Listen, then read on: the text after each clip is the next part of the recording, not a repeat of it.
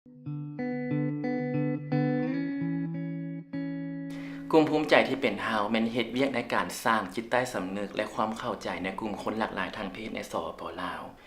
โดยเฉพาะแม่นเวียกงานต่อต้านพยาธิเอดส์การยุติการแบ่งแยกรังเกียจในแขนงการศึกษา และส่งเสริมการเฮ็ดเวียกแบบเท่าเทียม แต่ในความเป็นจริงแล้วบ่แม่นเพียงแต่ปัญหา3อย่างนี้ที่เขาเจ้าได้พบ บางคนเกิดมาพร้อมความพิการ ซึ่งเฮ็ดให้ชีวิตมีปัญหาหลากหลายฉะนั้นภูมิใจที่เป็นเฮาขอแบ่งปันสารคดีสั้นนี้ให้แก่ทุกท่านได้รับชมการใช้ชีวิตเนาะบ่แตกต่างกับคนเฮาไปเรียนลอยน้ำเป็นน้อยหนึ่งปั๊บเป็นโตนบอนที่ว่าเลิกที่สุดโลดย้อนหยังถ้าหากในจุดนั้นเจ้าบ่ลอยเจ้าก็ตาย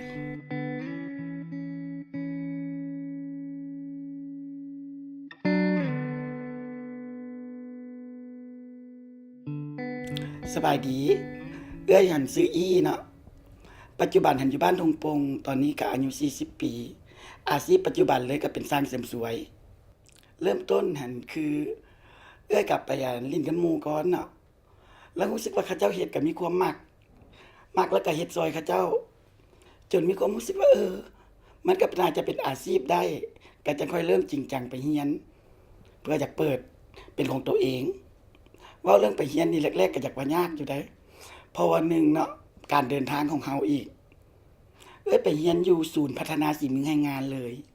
เพื่อเอาใบประกาศแล้วก็ค่อยออกมาเป็นช้างก็ถือว่าเฮ็ดเสริมสวยปีนี้ก็เกือบ10 ปีแล้วได้คือบางเทื่อก็มีเวลาก็ไปสอนสำหรับพวกเขาเจ้าที่ว่าพิการหูหนวกปากกึกคือคนธรรมดาเนี่ยว่าสอนยากแล้วเขาเจ้านี่นะเขาต้องได้ใส่ใจสอนแท้ๆตัวนี้น่ะ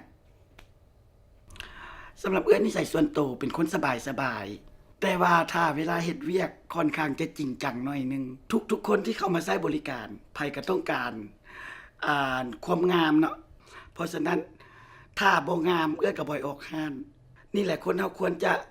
ให้ว่าจังได๋ซื่อสัตย์กับตัวเองนะทำอิฐนี่นะในการเฮ็ดเวียกได้จะค่อยว่าจริงจังนี่นะคือเป็นแนวนี้นะก็เป็นมาแต่เกิดเลยความบกพร่องนะเริ่มมาเรียนย่างก็ยากเนาะจะค่อยมาเรียนใช้ไม้ค้ำจะค่อยสิมาย่างเพื่อการที่ว่าสิไปโรงเรียนถ้าเฮาย่างบ่ได้เฮาก็ไปโรงเรียนบ่ได้เด้หลังจากมาใช้ไม้ค้ำลึงก็เข้าโรงเรียนได้แล้วบัดนี้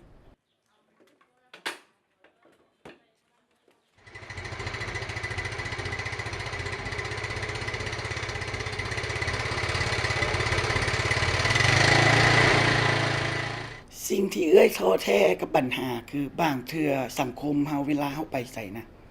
คนมักแหนมเบิ่งแหนมด้วยสายตาบางเทื่อเจ้าอีโตนค่อยว่าหรือว่าจังได๋แต่ว่าในความตัวนี้แหละเฮ็ดให้เป็นกำลังใจคือค่อยสิเฮ็ดให้เจ้าเหลือเชื่อว่าค่อยสิเฮ็ดให้มันได้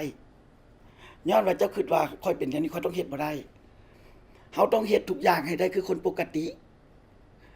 เฮาจังค่อยสิใช้ชีวิตอยู่แบบปกติได้แต่น่ะก็ถือว่าโชคดีที่ว่าพ่อแม่เข้าใจว่าเป็นแบบนี้แล้วมันก็เลยเป็นจุดที่ว่าเป็นกำลังใจเพื่อให้ก้าวมาถึงทุกมื้อนี้ได้แล้วครอบครัวอื่นเด้ถ้าบ่เข้าใจแล้วลูกเจ้าก็สิอยู่นำเจ้าได้บ่นี่แหละจะก็คิดว่าก่อนอื่นเบิดน่ะครอบครัวน่ะควรจะเข้าใจลูกก่อนสำหรับน่ะทุกมื้อนี้ก็ถือว่าใช้ชีวิตแบบมีความสุขได้ถึงแม้จะบ่มีแฟนคู่รักแม่นหยังก็ตามขอแต่ว่าเฮามีหมู่มีครอบครัวแล้วก็มีเพื่อนร่วมงานที่ดีชีวิตเฮาก็มีความสุขสำหรับได้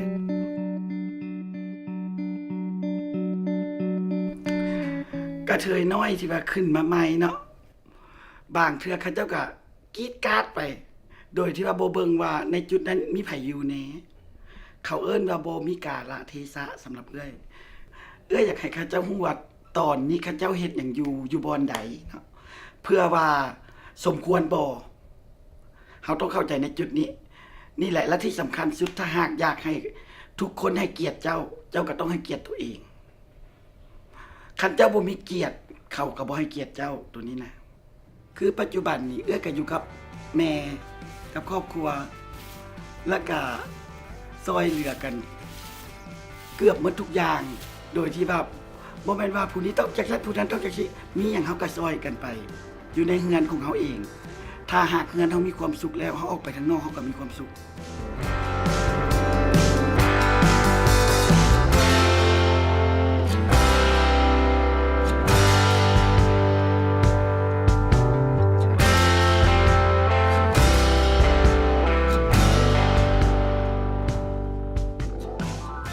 ความพิการของคนเราจะแบ่งออกเป็นอยู่7ประเภทใหญ่เนาะอย่างเช่นว่าความพิการภายนอกที่เบิ่งเห็น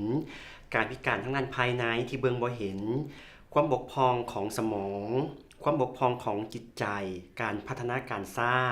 ความบกพร่องทางด้านการเบิ่งอันสุดท้ายแม่นความบกพร่องทางด้านการฟังและการเว้า ถึงแม้นว่าพวกเฮาจะเป็นบุคคลหลากหลายทางเพศ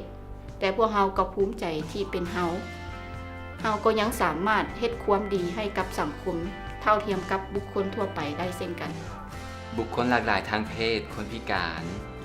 ผู้ที่ด้อยโอกาสล้วนแล้วจะมีคุณค่าเท่าเทียมกันอยู่ในสังคม บิ๊กงามก็มีหลายสี คนดีๆก็ยังมีหลายเพศ คนเฮาสิเป็นเพศใดก็แล้วแต่ก็อยู่ในสังคมเดียวกัน ควรให้โอกาสกันและเข้าใจกัน